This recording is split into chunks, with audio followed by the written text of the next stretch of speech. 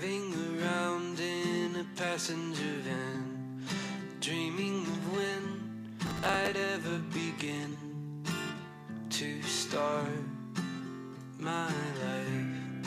That's when I moved to the city to be on the stage, but the curtain had closed.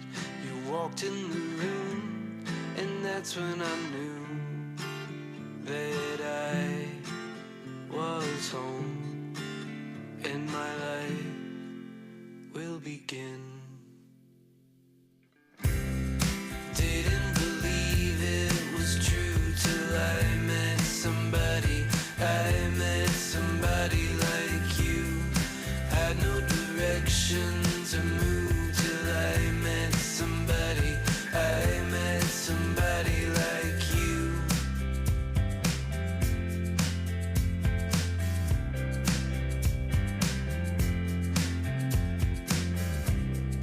You took a flight from the desert to take up a room with a mutual friend.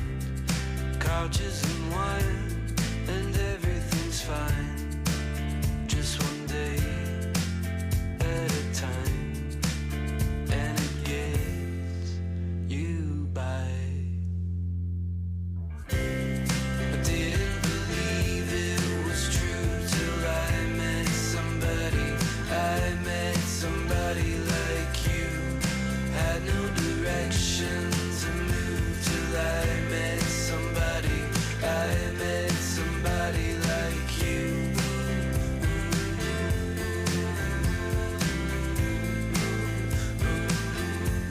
Somebody like you.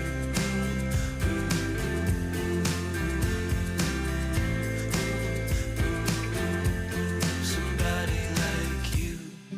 I was just fading away till I met you.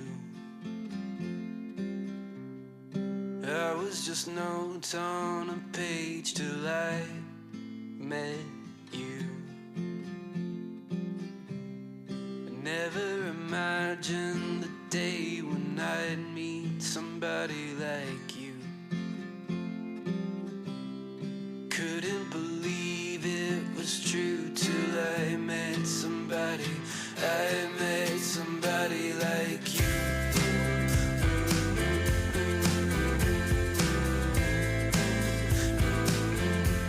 Somebody like you.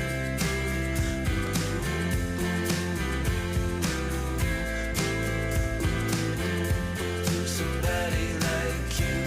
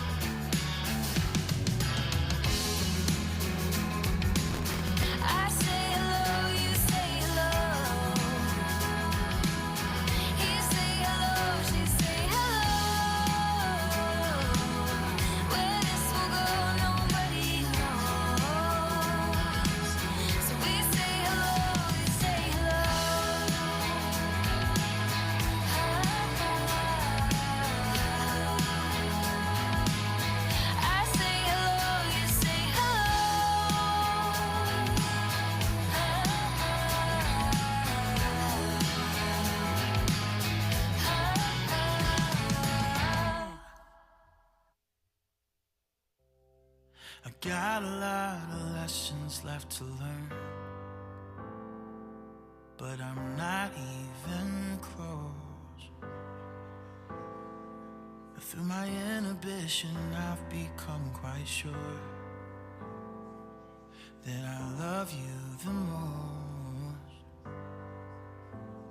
That this could be the easiest thing if I'd let it, but I'm too afraid of losing it all. 'Cause if I leave everything on the table, then you might break my heart. But I know a love like this doesn't come around every day, and I just can't bring myself to give up right now. Not this way, 'cause I love you and I wanna hold you when we're old and gray. Oh, a love like this don't come around, don't come around every day. Every day.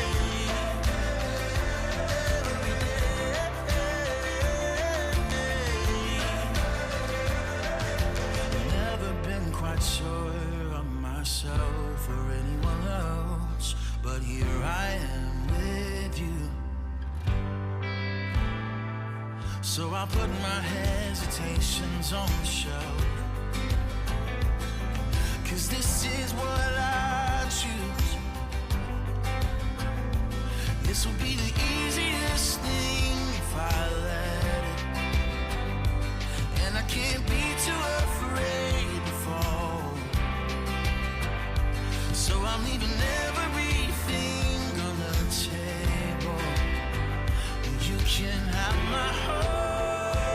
Oh, I know a love like this doesn't come around every day, and I just can't bring myself to give up right now. Not this way, 'cause I love you and I wanna hold you when we're old and gray. Oh, a love like this don't come around, don't come around every day. Every day.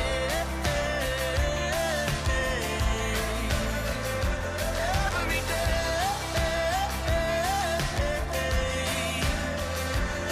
Every day. So I'm leaving everything on the table, 'cause you can have my heart.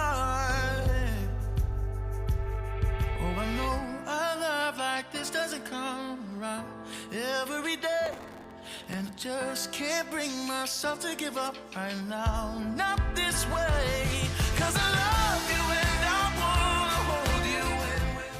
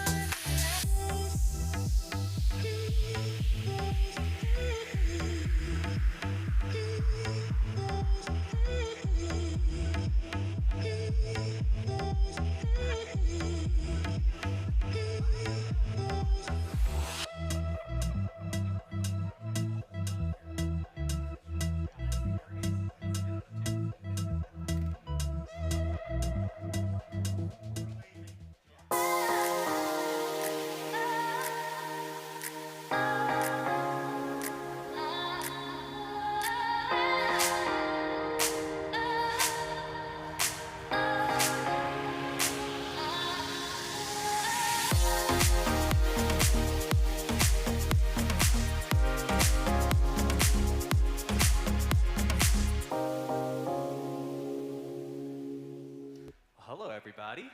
Happy fall, y'all. So great to see you guys again. Hey, if you're comfortable, raise your pumpkin spice lattes and sing with us.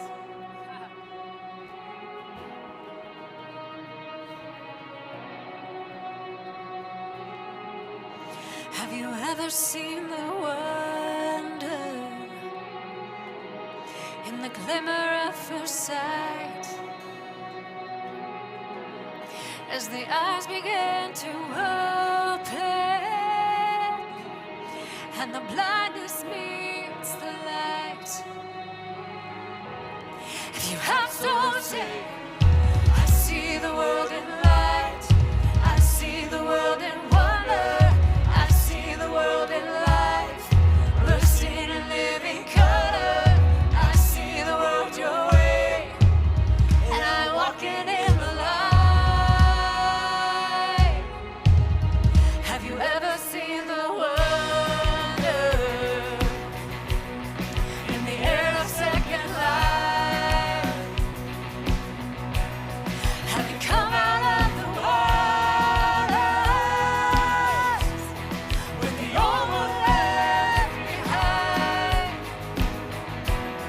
You have so say, I see the world in light, I see the world in wonder, I see the world in light, bursting in living color. I see the world your way, and I'm walking in the light.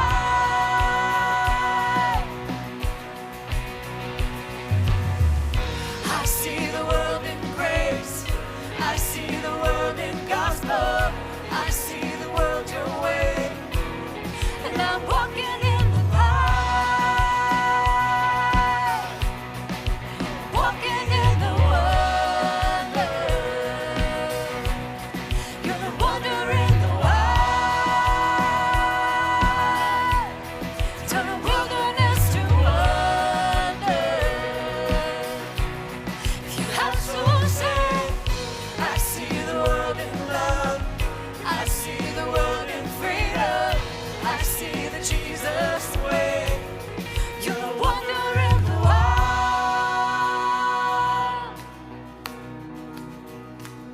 Welcome to Crossroads Church. Whether you're connecting online, in person, or on demand, thank you for making this time part of your week. If you are new to Crossroads, you might be asking yourself, what is this place all about? Well, it's pretty simple. Peace on earth. We are an open and affirming community of people committed to following the peacemaking path of Jesus. And this peacemaking path leads us to focus our work on rewriting what we call the 5 unacceptable truths. These unacceptable truths are 5 realities that hinder human flourishing and destroy peace on earth. Together, we work to replace spiritual emptiness with spiritual vitality, poverty with physical and financial flourishing, fear of the other with inclusion and affirmation, illiteracy with education and opportunity, and modern-day slavery with freedom. This is what we mean when we say, hope is here.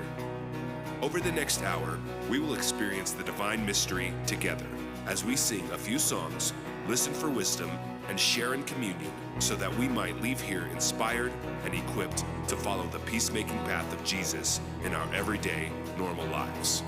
Blessed are the peacemakers, for they will be called children of God. I see the world your way, I'm not afraid to follow. I see the world your way, I'm not ashamed to say so. I see the Jesus way, and I'm walking in the light.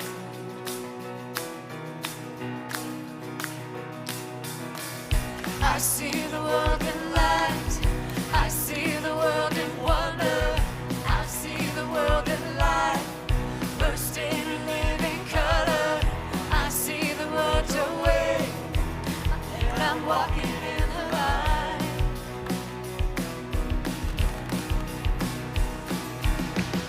I see the world in grace, I see the world in gospel, I see the world your way, and I'm walking in the light.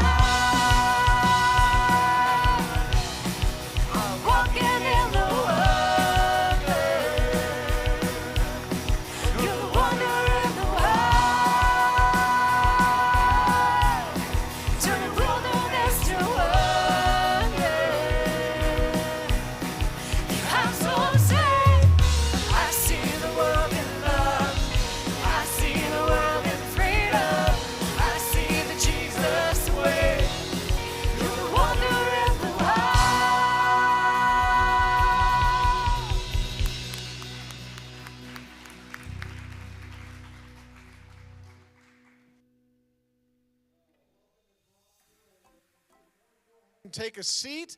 My name is Isaac Bartholomew, and in my normal everyday peacemaking life, I'm the Chief Operating Officer of Bonfire Effect, a marketing and digital transformation company in Fort Collins. That was a lot to say really fast. Sorry. Well, welcome everybody, and if you are new here today, first of all, I just want to say welcome. And as you came in today, you should have received a program, and if you didn't receive one and you would like one, just go ahead and raise your hand in the air, and Mary will bring you one right to your table, and you can have that program, and you can follow through with us on some stuff today. So if you're new here today, welcome again. Like I said, we're so glad that you're here. And the folder that you have here, this program, is specifically designed for you with information that will be helpful throughout our time today. So inside your program, there are a few things I want to highlight for you. Everyone in the room, if you could, please take out, sorry, my timer just went off. If you could take out your Connect card out of that program folder. And if you're online, you can click on it in the app in the weekend section. But everybody go ahead and pull that out. This Connect card is something that everyone fills out every single week. And if you're a regular attender, all you have to do is put your name and email address on it and check the box, regular attender. No big deal, we'll stay in touch with you. If you're new here, please check new here box and fill out as much information as you feel comfortable giving to us today. And if this is your first time, we have a special gift for you today. It's a book called The God We Never Knew, and it's especially helpful if you are deconstructing ways of thinking about God that were handed down to you that no longer make sense. So on your way out today, if you'd like that book, we have some at the tables on the way out in the atrium. On the way out of the auditorium, you can get those in the back. Or better yet, you can come see me at the Fresh Perspectives banner after the service, and I would love to talk to you and answer any questions you have about Crossroads. So also, for those of you who are newish here, I want to invite you to our Connect with Crossroads reception. It's coming up next Sunday. That's Sunday, September 28th, immediately following the service. And Connect with Crossroads is an informal time where you get to meet with Pastor Ryan and hear about the peacemaking heartbeat of Crossroads Church. There will be light refreshments, and kids are welcome as well. So you can RSVP for that directly through your Connect card, hence why everybody pulls it out. And you can click that, put that little box on there, or if you're in the app, you can click the box there in the app. So today is fall launch. We have so many fun things for you. First of all, just a quick show of hands. This is going to become a regular theme here in a moment. Quick show of hands. Who loves fall? Yeah, see, it's like the best season ever, right? Well, we're going to have some fun with this, but with fall, we want to live into our value of wisdom and launch a new teaching series this morning called Rethink. We live into our value of generosity by giving to Peace is Worth It in ministry emphasis. So we're doing that, and we'll live into our value of creativity through this morning with a fun themed activities and things not only during the service but after the service. And so right now, one thing that I love about Crossroads is we don't separate faith and fun. We keep those things together. So we're going to play a little fun game for everybody, and it is because of the fall launch, we're going to do a game called Fall for All. Everybody say it with me. Fall for all. Oh, there it is. Great. Fall for all. All right, so we did just do a show of hands a moment ago. We're going to play a game, and it's really easy to engage with this game. Everybody, this is all you have to do. Go ahead and put your hand in the air, just one of them. Great job. You're all winning. Yeah, all right. Now you can put them down, because in just a moment, this game, Fall for All, we're gonna start with our hands in the air. And then I'm going to list off some things about fall. And if that statement applies to you, you simply put your hand down. Okay? Make sense? It'll make sense, I promise. All right, here we go. So what we're going to do is everybody go ahead and put your hand in the air. Hand in the air. All right, everybody's hands in the air. All right, if this statement applies to you, simply slide your hand down and keep it down, okay? So you love everything pumpkin spice. Wow, that was actually a lot more people than I thought. I knew it. Okay, good. All right, so you're excited that it's finally football season. If that applies to you, you can put your hand down. All right, your hand went up higher. Okay. She doesn't like football. Okay, here we go. You love going leaf peeping. Leaf peeping. You know what that is? It's when you watch the trees' leaves die, basically. They change color. They're pretty. I get it. It's a weird phrase, by the way. I still blame Kia for that. She made me say leaf peeping. It's her fault. Talking to her. Okay, so you got some people love driving around looking at the color. Not everybody. Okay. All right. If this applies to you, again, pull your hand down. You go crazy for all things apple flavored. Ooh, a few more. Yeah, we got a few hands left in the air. Okay, that's good. All right, next one is you've already got Oktoberfest plans. Already. Either you just got back from Munich, you're heading that way, or maybe you're going to Denver next weekend for the October. Okay, a few more hands went down. That's good. All right, the next one is you already have your Halloween costume picked out. Oh, okay. Wow, okay. We got one, we got like 3, 4 over here, 3 or so in the middle, a few back here. Okay. All right, good. And the next one is okay, I already did that one. You wear flannel regardless of the weather. Can I get an amen? That's right. Every day is flannel day. Well, only the days ending in Y. No, okay. Some of you don't care. All right, there you go. All right. Your home smells like cinnamon and apple pie. Ooh. Okay, we got a few hands in the back. Man, there are some people there. Maybe you don't like fall. I don't know. Okay. Your front porch includes pumpkins, hay, and or fall leaves. Wow. A couple more. Still some people got their hands up. All right. Okay. You do an annual rewatch of the Charlie Brown, the Great Pumpkin Charlie Brown. Anybody? Okay. Don't put your hand up for that. That means that you do it. Okay. Wow, there's just like a couple hands in the back. We got a couple over here. A couple here. Okay. All right, here's what we're going to do. For those of you with your hands still up, and if you're willing and able, would you please come forward? Come on up here. Yeah, come on up. We got to have a winner because I maybe should have pointed this out in the beginning. And you can come right up here. We can come up to the stage or just right down here in front. How about this? Right in front. Be easy for you all to just be facing me right down here, just looking right up. And you all familiar with the game rock, paper, scissors? Well, it's fall, so we're not going to do rock, paper, scissors. We're going to do pumpkin, leaf, straw. Okay, rock is a pumpkin, paper is a leaf, straw is scissors, okay?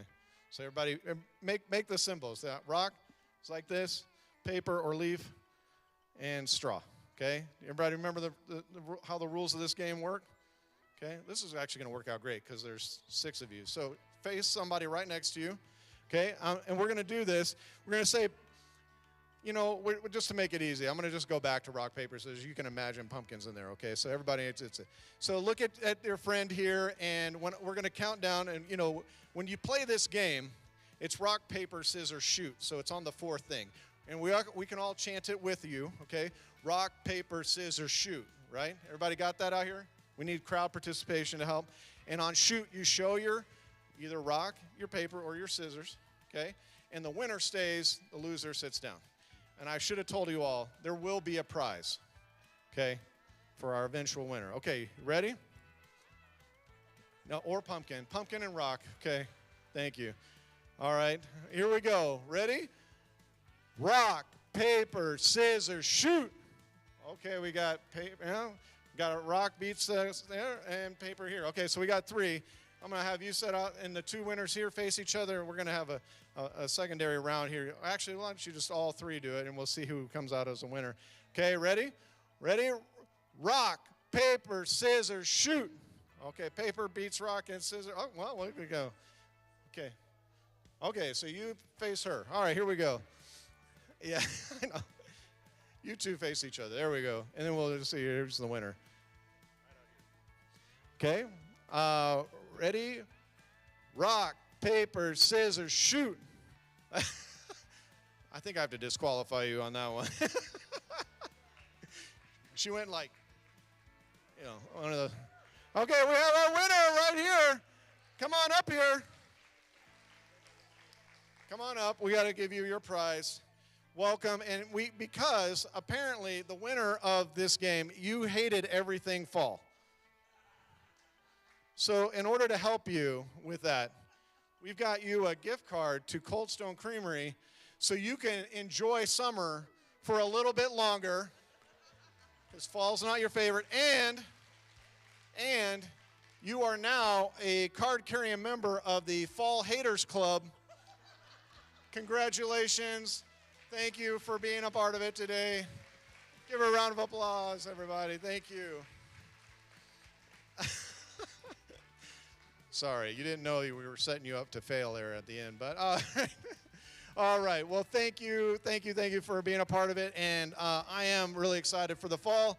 And go ahead and grab your talk notes right now, and Ryan will be out in just a moment to start our new series, Rethink. Thanks for being here today.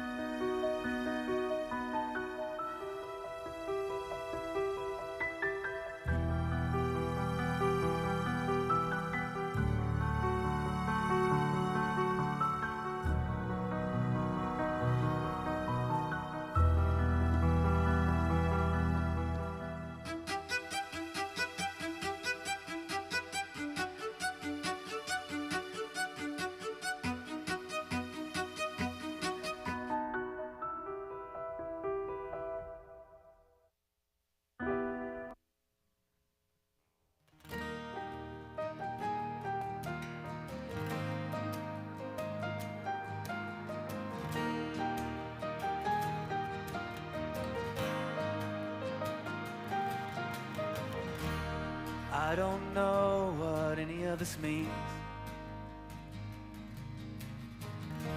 or why we go through so many things. I'm scared to death and too afraid to live, and that's why me and my friends just talk about dailies. Breathe in, breathe out, my 2 feet on the ground. Breathe in, breathe out, my 2 feet on the ground.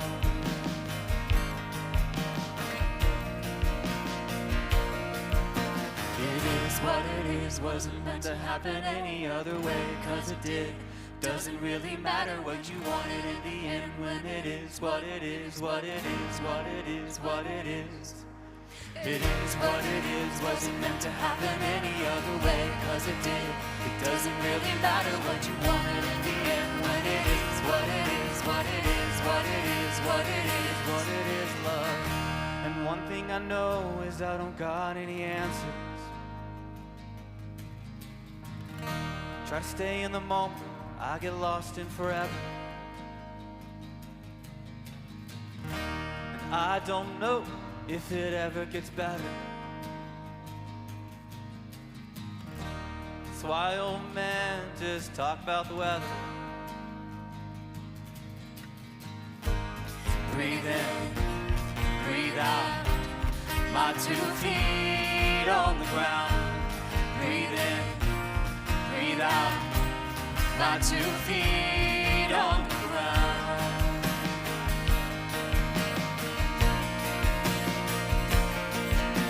It is what it is, wasn't meant to happen any other way, 'cause it did. Doesn't really matter what you wanted in the end, when it is what it is, what it is, what it is, what it is. It is what it is, wasn't meant to happen any other way, 'cause it did. Doesn't really matter what you wanted in the end, when it is what it is, what it is,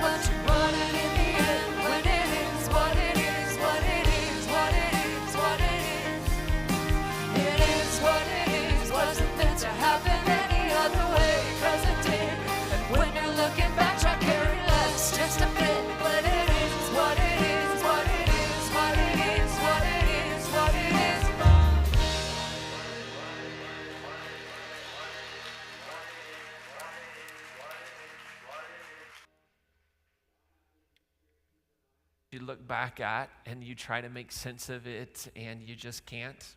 Anybody ever have those moments? That song kind of makes you think a little bit. Is it really just what it is? Was there a purpose? Was there a reason? And our thoughts kind of start to overwhelm us, and we start to consider these past experiences, and then we start funneling our future experiences through them.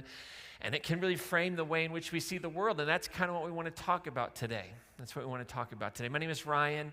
It's great to see everybody here today. If you're a guest this morning online, welcome. Or if you're here and maybe this is your first time, welcome to a very amazing, unique church that cares deeply for people who feel spiritually dissatisfied or disconnected or disenfranchised or are deconstructing their faith. And so that is the space that you have found yourself in. And my pronouns are he, him. I'm a white, cisgendered, heterosexual who was born into a whole lot of privileges. And I benefit from a system that was really built for people that look like me, that think like me, that love like me, that share my skin color. And as a follower of Jesus, I believe that naming those privileges and leveraging them for others is the start of a life committed to peacemaking and justice, or what Jesus would oftentimes call the kingdom of heaven.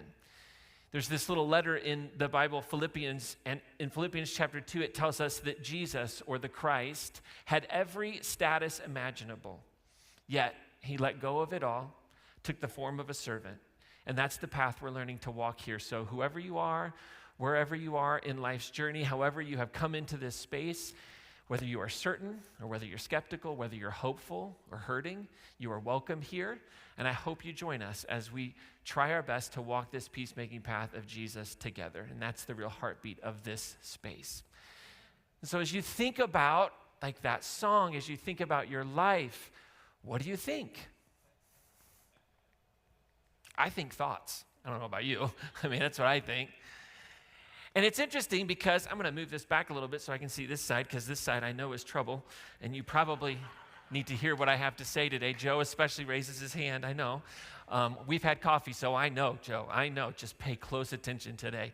No, I'm just kidding. Everybody's like, I am never having coffee with him if that's going to happen, if I am going to get called out in this service. No. You know, we all think thoughts, and we all have them, and thoughts are powerful. Here's what's interesting about thoughts is that thoughts shape our emotions and our actions. Thoughts shape our emotions and our actions. Cognitive psychology shows us that our interpretation of events, check this out, your interpretation of an event is actually more powerful than the event itself when it comes to your emotion or your responses. Right? This is the heart of what's called cognitive behavioral therapy, or CBD. And that is that thoughts impact and have a deep impact on our feelings, and our feelings then determine our behavior, right? That's the truth. Now, here's the thing though, not every thought that you have is true. I know that's shocking for many of us, right? So I'm gonna just let that one sit for a second. And here's the thing, if we don't learn to kind of intercept those thoughts, they will begin to define how we see ourselves and how we see others, and how we see and think about even what we might call the divine spirit, what we might call God or love. And so if not every thought is true, why do we need to, what's the other side of it that's really important? Is that while not every thought is true, every thought is very powerful. Every thought has the power to shape what we believe about ourselves, what we believe about the circumstances that we are in. And thoughts they lead to certain beliefs. And there's a common destructive belief that kind of sits inside of us. And a lot of these beliefs, they sit under the surface. We don't know what they are until maybe someone helps us see them or recognize them. But a very destructive belief that sits inside of most of us, whether we believe it or not, at some degree is this. If I'm a good person, life should be easy or good. Yeah, nobody said hard. You got the point, right? Nobody was like, if I'm a good person, life should be, like fill in the 4-letter word you want to, right? Like nobody thinks that. But it also means that if life is hard, I must have done something wrong or bad. Yeah, right? Wrong or bad. Like that's what sits in us. And we think if we just do the right things, if we're good people, life will somehow unfold without pain. Right? That's kind of this premise that we hold on to. And then when difficulty comes, and it always does, I don't know about your experience, but my experience is difficulty always comes, we're kind of blindsided. And we feel a bit betrayed. Maybe we're even ashamed of our thoughts that maybe lead us to think about and believe certain things. And the truth is, life is hard. And we kind of know that, and we say that out loud, but yet we still, most of us live with this quiet assumption that life shouldn't be hard. And this idea of believing that life is easy, or believing that life, if I do good things, I'll get good things, or if I do bad things, I get bad things, is what's called just world bias. There's your first fill-in. I know some of you have been like, where's the fill-in? I need the fill-in. There it is. Just world bias. And just world bias is this mistaken assumption that good things happen to good people, bad things happen to bad people. So when something bad happens to me, I'm a good person, we get this cognitive dissonance that sets in. And we start questioning everything about us. And we start thinking about who we are. And here's kind of like the just world bias in its like finest sense, okay? So a little experiment that was done. There's a famous study about this where participants watched a woman receiving electric shocks. Now, it was staged, okay? She wasn't really being shocked, all right? So let's just hold on to that one. But they're watching this, right? And when the people watching couldn't stop the shocks, they couldn't stop it, many of the participants became, and they just had to convince themselves what? That she must have deserved it. Because we can't. It's too painful to believe that an innocent person could just be suffering. That something bad could be happening to someone, they don't deserve it. And the reality is we do the same thing to ourselves. When life is hard, this insidious thought will set in, I must have done something wrong. I must have done something bad. And then there's all kinds of consequences to our thoughts and beliefs, particularly of this one, right? This false belief that sits inside of us will lead us to these feelings of guilt, of shame, of self-blame, whenever we're facing a difficulty. And we face difficulties a lot. That's a lot of self-blame, a lot of shame, a lot of like blaming ourselves, saying, what did I do wrong? And there's lots of studies that show us that people who internalize suffering as my fault, right, that live into and don't recognize that just world bias that sits, are far more vulnerable to anxiety and depression. And unchecked, these thoughts that we have, they reinforce the injurious experience, they reinforce the traumatic experience rather than heal it.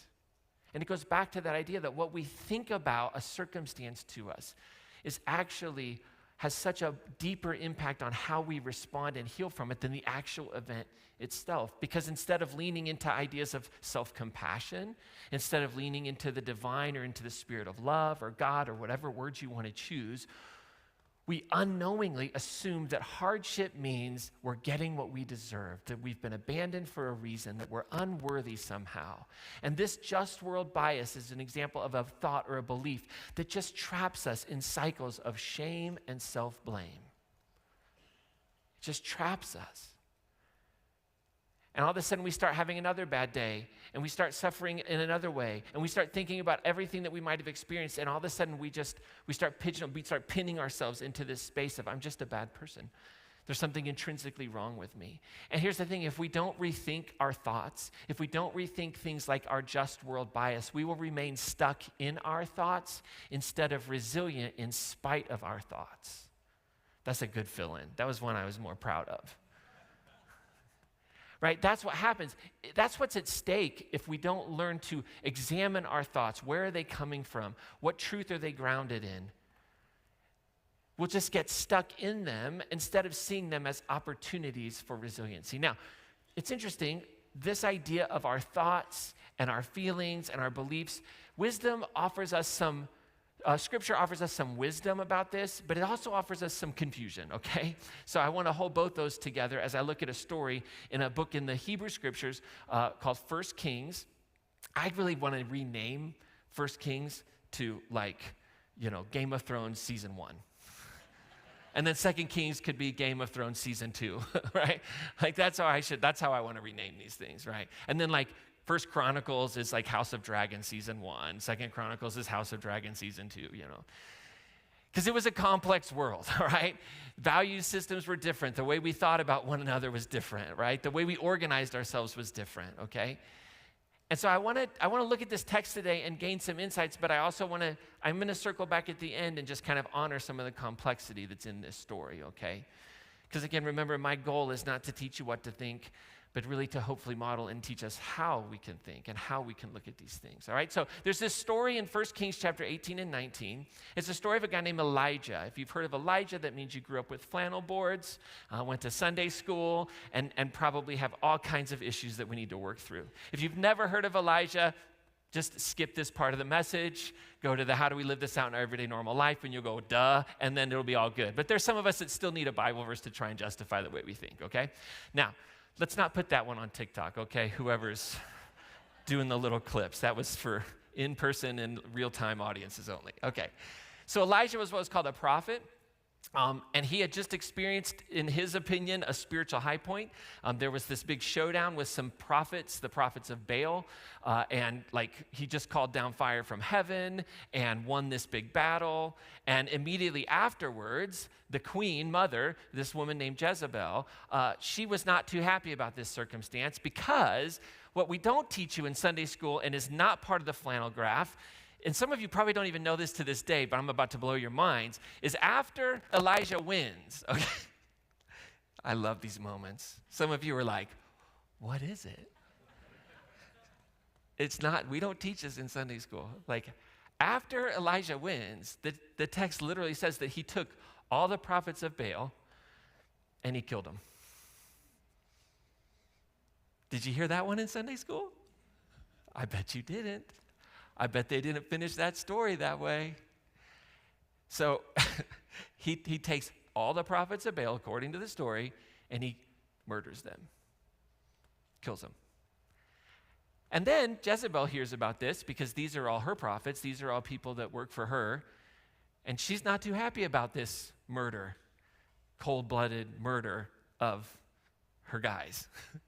And so she's like, I'm not going to sleep until I find this person, until I take this person out.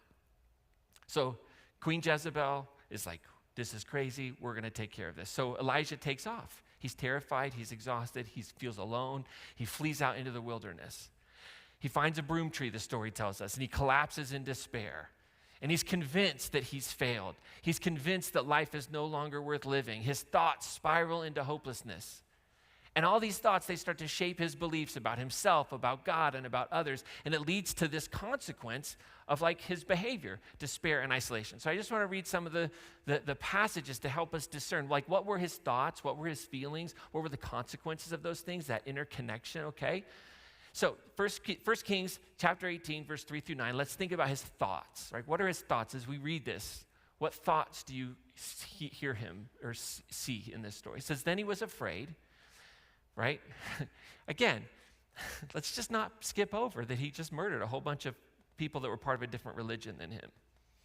I mean, it's hard for us to imagine that happening in the world, but it used to happen all the time back in 1 Kings, okay? So, fled for his life, came to Beersheba, which was part of Judah, and he left his servant there. He himself went another day's journey, it says, and he went into the wilderness. He wanted to go by himself. He came, he sat down under a solitary broom tree. He asked that he might die. He's by himself. He says to himself, or we call that thinking, it's enough. It's enough, Lord, take away my life. I'm no better than my ancestors. All his ancestors are dead, by the way. That's what that's referring to. I'm living, but I'm no better than those that are already in the grave. This is crazy. And it says he lays down and he falls asleep. And then an angel comes. An angel comes and touches him and says, get up and eat a Snickers. You're not yourself, Elijah. And he looked, and right there near his head was a Snickers that had been baked. And there was a big bottle of beer right there, you know. It was a cake and a water. Okay. So he eats it, and he drinks it, and he lays down again. And then it says the angel of the Lord came a second time and said, get up and eat. You need to eat some more, because there's a journey ahead of you that will be too much for you if you don't. It says that he got up and he ate and he drank, and then he went in that strength from that food for 40 days and nights. He then fasted 40 days and 40 nights, and he went to Horeb, the Mount of God. Now, for those of you that are Jesus people in the room, this should sound a little familiar. Jesus fasted for 40 days and 40 nights, which is our gospel writers telling us that Jesus is like Elijah, okay? That's that point of that story about Jesus. It's not, did he really actually go live for 40 days and 40 nights without food and water, so we should do the same. What the writer is drawing is saying, this is one who's better than Elijah. This is one who's like Elijah, okay?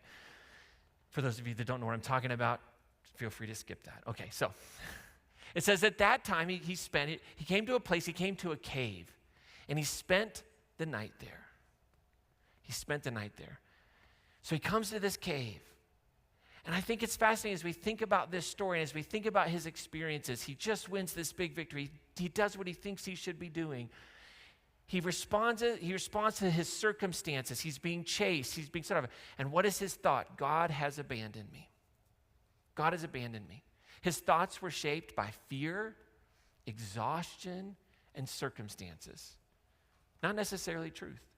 Can anybody resonate with that? I don't know about you, but I have moments where my thoughts are definitely tainted by a feeling of fear, by a feeling of exhaustion in the circumstances with which I am in. And that's where Elijah is in this moment. And in that moment, his just world bias, ding dong, makes an appearance. And if we look at verse 10, like we see how it affects his beliefs.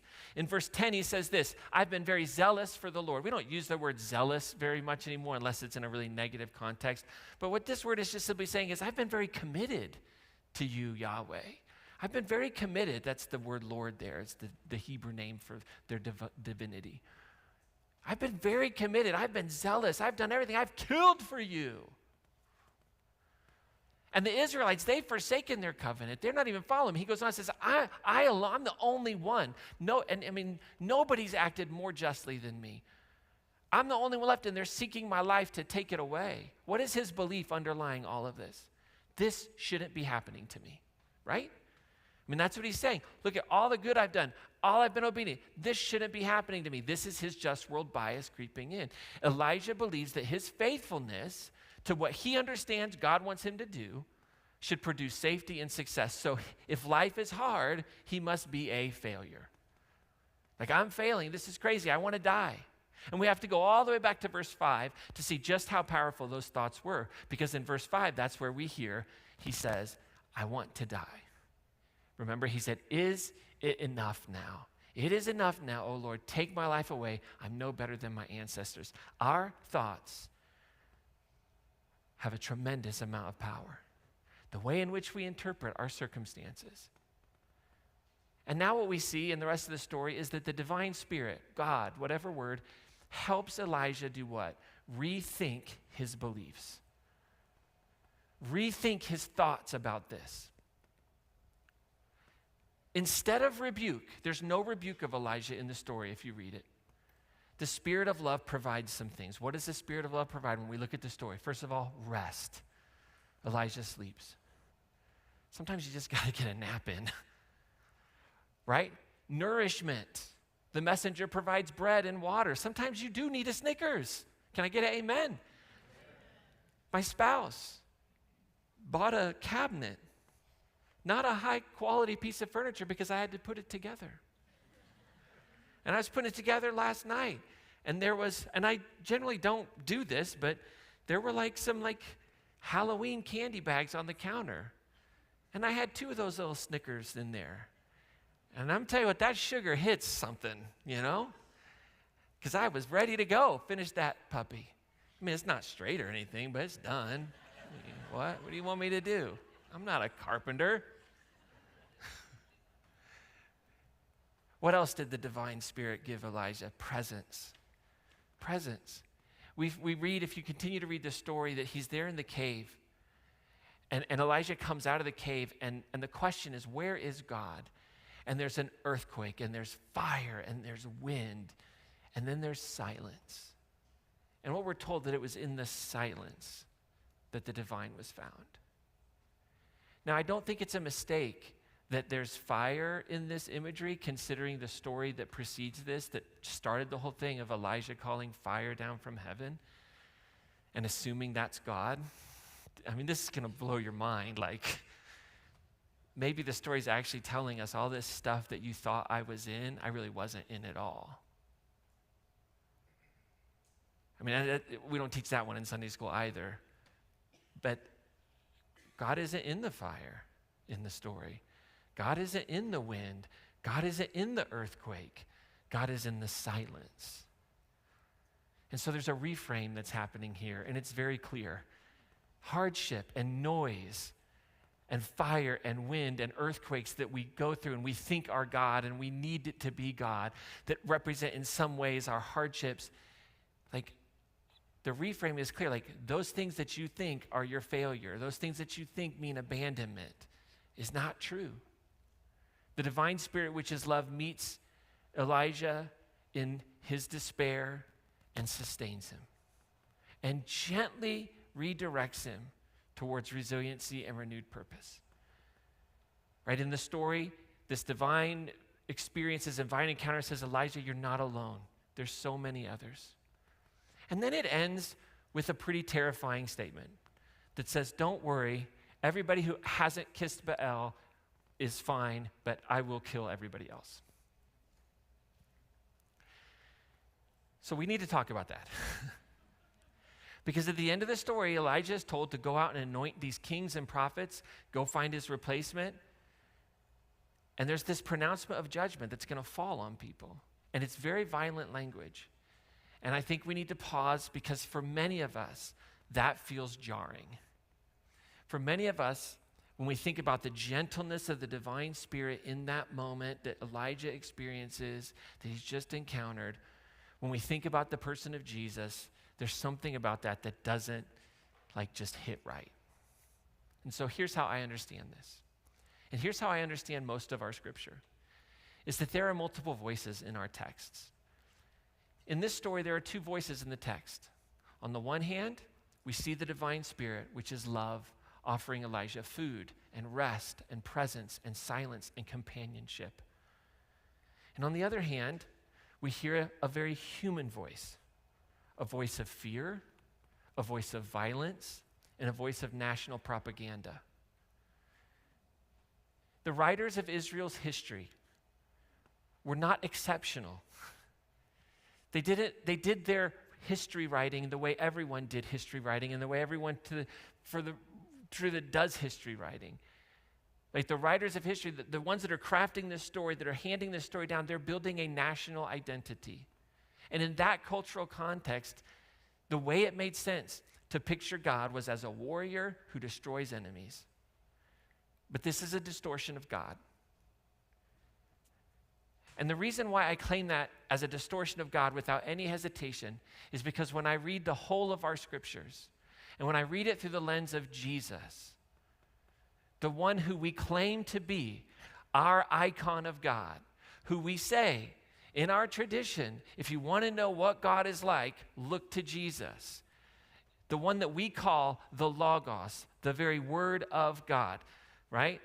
When we look to Jesus as the image of the invisible God, we see a very different picture. We don't see violence or vengeance in Jesus. We see compassion and nonviolence and enemy love.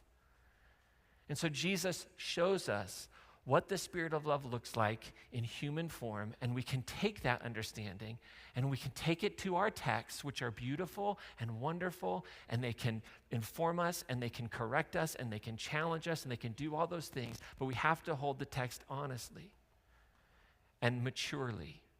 So yes, the text is mixed and the text is complicated, and we have to be honest that not everything in it reflects the spirit of love, the image of God that Jesus says is God. Some of it reflects the normalcy of humanity. Some of it is born out of fear and the desire to have God on our side. That feels very truthful to me. It feels very truthful to me that part of the human religious experience is to need to have God on your side. And so, is this story true? Sure. But does that make it worth following? Does that make it worth emulating? Does that make it worth saying this is an accurate depiction of the one Jesus points us to? Well, I would say no. And so there is this reframe that we have to do even when it comes to the way in which we engage our scripture. Because I don't believe we can trust, right, the truth that comes out of violent pronouncements. I don't think we find the truth of the nature of the divine in the fire and the wind, in the earthquake, and all those things that we desperately want to say God is, but it's in the silence.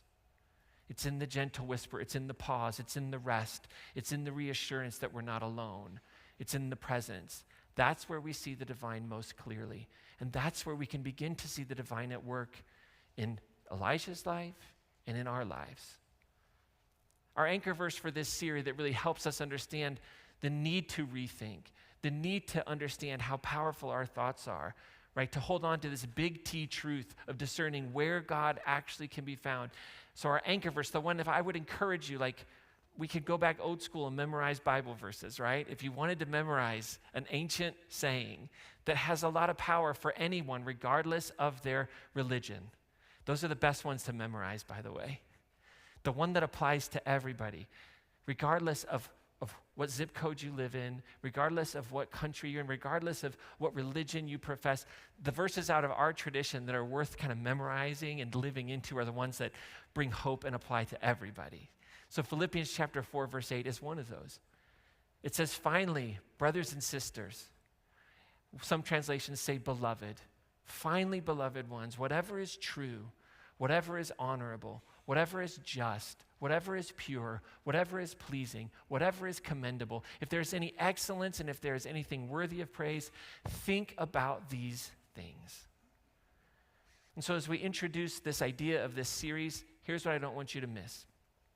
Divine love, according to the wisdom of this story, meets us in our most difficult emotions and challenges us to rethink our most entrenched thoughts and beliefs. That there's an invitation to think through how we think and what we think. And is it producing life in us? Is it producing life in others? And so in your everyday normal life, I would consider you to ask this big question. Ask this big question of the next 7 weeks. What if hardship isn't evidence of failure, but an opportunity for resiliency building? What if I rethink that just world bias? And what if I say, what if hardship isn't the evidence of failure, but an opportunity for resiliency building? See, research on resilience shows us that those who learn to reframe suffering, seeing themselves not as victims, but as survivors. I want to say that again, because I want to be really clear about this. The research tells us that when you reframe suffering towards resiliency, and that people see themselves not as victims, but survivors, what's consistent between the word victim and survivor? Trauma, pain, injury. It does not change the reality of the experience. The reality of the experience is what it is, like our song said. But there is a difference between understanding ourselves as victims versus survivors. That's why that language is so powerful. And the research says that when people reframe that, they are far more likely to experience what's called post-traumatic growth. Post-traumatic growth. And so when researchers start studying things like natural disasters and people that are studying combat trauma, they discovered something very surprising. While trauma can devastate, many survivors also report greater compassion. They report deeper meaning and stronger relations after working through their pain. And this is post-traumatic growth. Now, we don't short-circuit healing, but the research says this is a very powerful phenomenon that takes place. And so hardships are not proof that we have failed, proof that we've done something wrong, that we deserve it. Hardships can be a type of soil where resiliency grows. And this does not mean that we normalize injustice, that we excuse abuse, that we somehow say there's a purpose for it, that this is part of God's plan. Nope.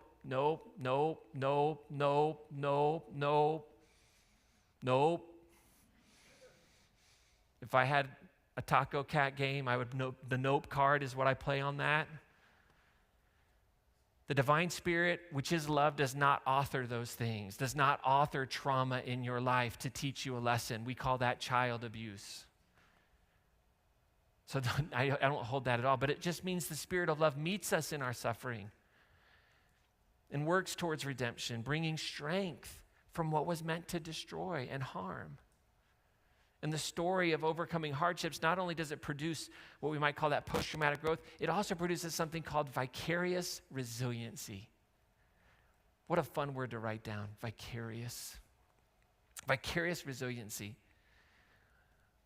Have you ever been inspired by the stories of courageous people who have done things you could never imagine in the face of hardship? And you're like, let's go. I can go. Yeah. You walk out of the movie theater and you're amped up, ready to end all injustices, all suffering. You're ready to cure cancer. You're ready to get your law degree and become an immigration lawyer, whatever it might be. That is vicarious resiliency, right? And the research tell us that. Because why? Because it's like our brains have what are called mirror neurons. And these mirror neurons catch the emotions of others. And what that means is that your resiliency is contagious for other people. We'll see it and we'll reflect it back into our life. So in our everyday normal lives, we have to try to figure out, how do we rethink suffering? We rethink suffering. Hardships can grow resiliency when redeemed by the Spirit of love. Does that mean I have to go out and look for suffering? Please don't. I would pathologize that behavior. I would say, nope, let's talk to somebody about that. We don't desire bad things to happen so we can become stronger, okay? I'd be like, do some push-ups, all right? Let's just calm down, okay? So we have to expect life to be difficult, and we have to expect bad things because it is what it is. Not because you did anything to deserve it. I didn't. God's not orchestrating something. No, it just is what it is. It's the persistence of evil alongside the persistence of good in our behaviors and our actions. That's what it is. So we don't think of them as punishments or reflections on your values or your worth or anything like that. We just see them for what they are: injury, trauma, evil, purposeless, people with the full intention to just harm. But we also see what love, what God, the divine, whichever word, can do with them, not because of them. It's amazing to me how people will hold an image of God as all-powerful, but the only way that God can do something in your life is by producing some amount of terrible suffering. To me, there's a cognitive real dissonance with that idea. God is all-powerful, but the only way that God can teach you something or God can develop character in your life is by putting you through hell. I find that odd that those two sit together. That's one to think about in the car. Big philosophical existential question. We'll just skip it. I could tell you were some of you were like, the rest of you were like, let's get back to the jokes, Ryan. Okay, here's you don't have to be happy about the bad things that happen to you. You don't have to believe they happen for a reason, but I can, however, trust that my suffering doesn't need to be wasted. It doesn't have to control me. Doesn't have to control me because of my thoughts about hardships and suffering. And so over the next few weeks, we're going to explore some of these very entrenched thoughts that we all have at some level and that contribute to our way of looking at suffering and difficult circumstances and traumatic experiences and injurious experiences, and that get in the way of our healing. And so we're going to look at how do we rethink those thoughts and how do we replace them with thoughts that are true and honorable and just and pure and commendable. Here's some of the things we're going to talk about. Just think, put a little checkbox on your little tick. If you've ever thought this in some way, my feelings are always accurate. Because I'm feeling it, it must be true kind of thinking. My thoughts are always true.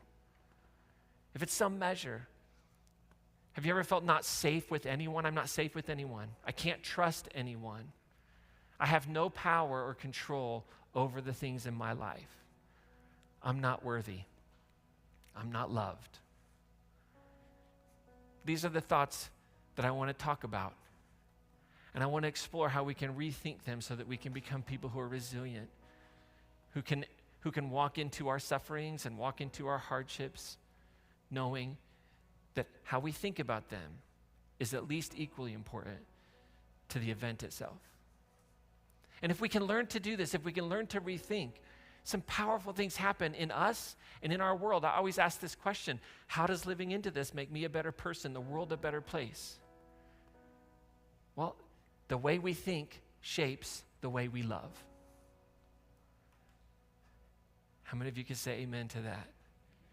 The way we think about ourselves and the way we think about others will directly affect the way we love ourselves and the way that we love others. If we distort our thoughts, we will distort our love. But if we rethink them, we open up ourselves to a space for healthier relationships with ourselves, with others, with the world. It's that idea, right? Of mirroring our emotions, like having that compassion, of showing it to others. The research tells us that people who can show themselves the same kindness that they would offer someone else are mentally far healthier, are more empathetic, are more forgiving, are more supportive of others. And then what happens when you start to think about yourself accurately, those mirror neurons and everybody else starts to fire, and they catch that emotion, and their attitudes are changed. And the big, deep truth is that when we rethink our destructive thoughts and when we live from a place of resiliency, it doesn't just change us, it changes the emotional climate of everything around us. It'll change your family. It'll change your micro communities, a macro community, your workplaces. People always want to focus on how to change everybody else. But if you will change who you are and the way you think, if I'll do that with me and I walk into those spaces, those mirror neurons will kick in. It's a social contagion is what it's called, when we bring that into a space. And the studies show us that our social networks, right, where there are emotions like joy and generosity and resiliency, those things spread up to 3 degrees of separation. So here's the thing, like your rethinking doesn't just change you, it ripples out to friends and family and friends of friends. In other words, the whole world. So rethinking my thoughts reshapes my love, and reshaping my love reshapes my world. It reshapes the world. So as we wrap up here, what is God inviting you into? I hope that today you were so deeply impressed by this introductory message, you can hardly sleep, and you're thinking, I've got to come back. And I've got to tell everybody about this. This is going to be the most insightful, life-changing, transforming. Maybe you just didn't go, I don't get it. Well, stick with it, right? Maybe God's inviting you to give it another try, right? I do hope that you'll connect and participate over the next 7 weeks, that you'll just today make a commitment. I'm going to 7 weeks participate and stay connected. That could be online. That could be coming every week, whatever it might be. And keep an open heart to you might have people in your life who've expressed to you their own thoughts, and they've expressed the struggle that they have, and you could say something like, we're actually talking about this at my church, and you can send them a link, and you could use this to encourage them. You don't have to guilt them into coming to church. You can invite them, sure, but you should at least buy them lunch if they're going to suffer through this, right? Whatever it might be. Our song today for communion is really powerful given, I think, our topic and wanting to think about our lives and how we think and how it can reshape our life. Is the lyric of this song says, life is short, I want to live it well. And it says, I've got one life and one story to tell. And if we can retrain our brains a little bit, if we can intercept those beliefs that get handed to us and we can rethink, I think the story that our lives tell can be one that is inspiring to others, that can shape our world by love, that can shape our world by hope. So I want to invite you this morning, if you're able to and you'd like to stand as we sing this song together or as you listen to it. At the tables are communion elements. Here at these tables, if you're in the bleachers, there's some in the back or on the sides. You're welcome to receive these. Everyone is welcome to the table. There is no qualifications. These are symbols of an infinite love that is expressed in our story of Jesus, of his life, his death, his resurrection, of his modeling of enemy love, of compassion, of his heart for justice for the oppressed, and that we're included in that, and that his life and his death and the stories of his resurrection are an expression of love for all of us on this planet. So the body of Christ broken for you, the blood of Christ shed for you, you are invited to the table without any shame, without any qualifiers.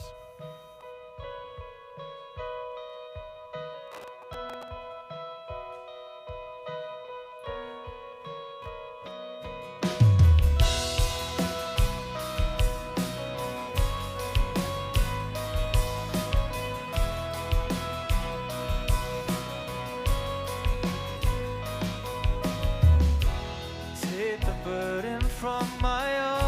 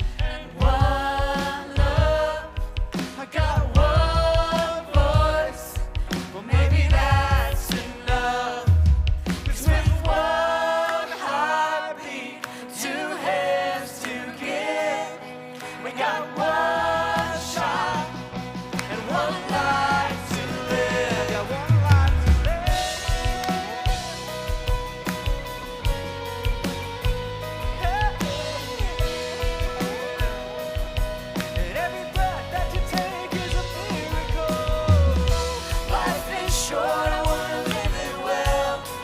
One life, one story to tell.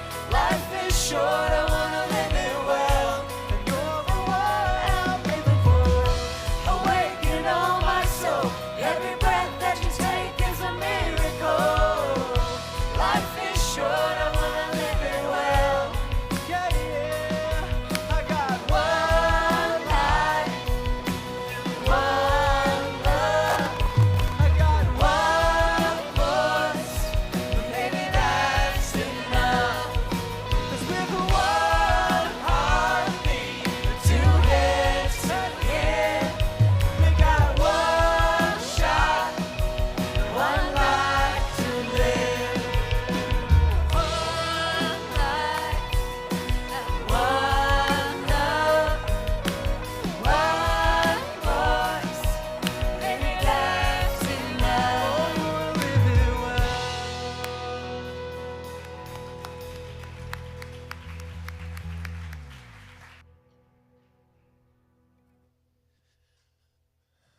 All right, so go ahead and have a seat. And in just a minute, I'm going to call the room host forward to collect your donations, connect cards, and pens.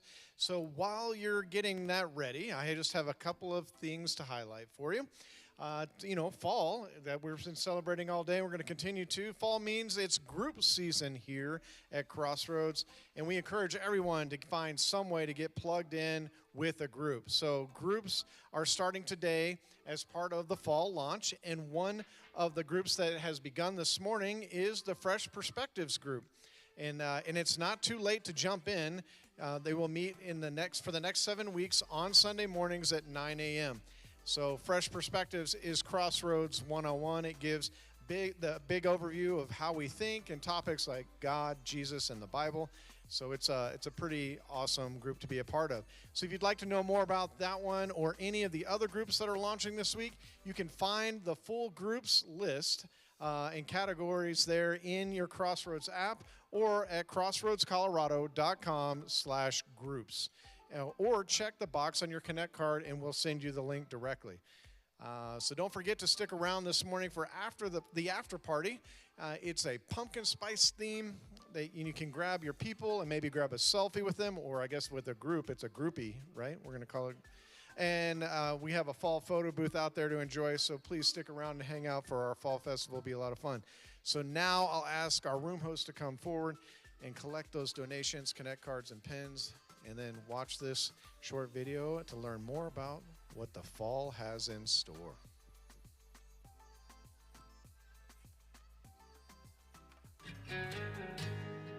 As the weather changes, so do the ways we can come together. This fall is filled with exciting events for you and your family. Fall groups are launching September 21st, and there's a place just for you. Whether it's a Connect group, volunteer team, Partners in Hope group, care group, or a study group, you're invited to grow, volunteer, and belong. Find your community this season. Then get ready, because Spooky Palooza is back on October 25th. It's the biggest and most inclusive Halloween party of the year. So how will you get involved? Costumes, candy, and fun await. On October 26th, we kick off our annual food drive, benefiting House of Neighborly Service and Loveland's Community Kitchen. Let's work together to fill those shelves and feed our neighbors in need. Looking to give back this season? Beginning November 23rd, join us in ringing the bell for our local Salvation Army. It's a small act with a huge impact. And don't miss Hometown Christmas on December 14. With a joyful kids choir, cookies, and festive fun for the whole family, it will be a morning to remember. We'll wrap up the season with Christmas at Crossroads, starting with Blue Christmas on December 21st, a quiet, reflective service for those walking through a difficult season. Then join us for our Christmas candlelight services, December 23rd and 24th, as we celebrate the light of hope together. Fall is full of ways to connect, give back, and celebrate, and we can't wait to share it all together.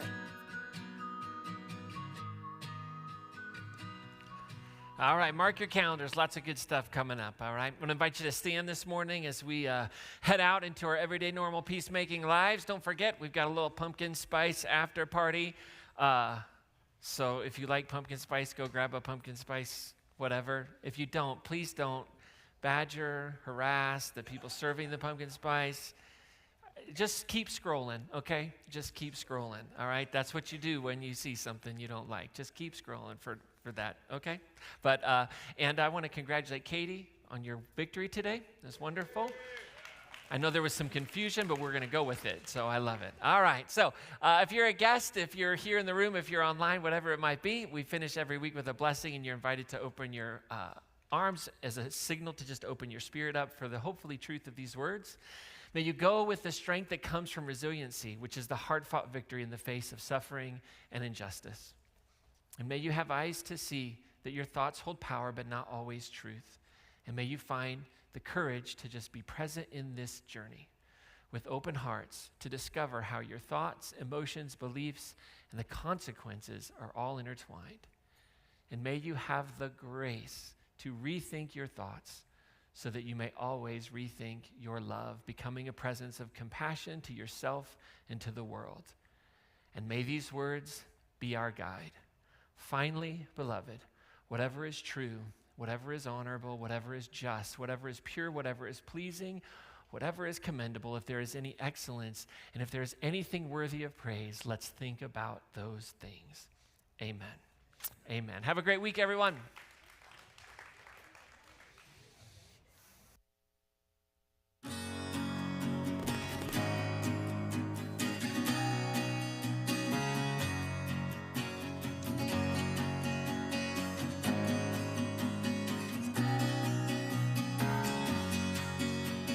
When you see the road from every direction, it will give you eyes, give you hope, it'll give you perspective. I've been back and forth, and yeah, I had my crashes. Now I've seen the road, it goes every direction. Oh, there are stories to tell, the times we grew and the times we fell. Oh, I've been afraid some days, but the road will lead us to a better place. Road will lead us to a better place.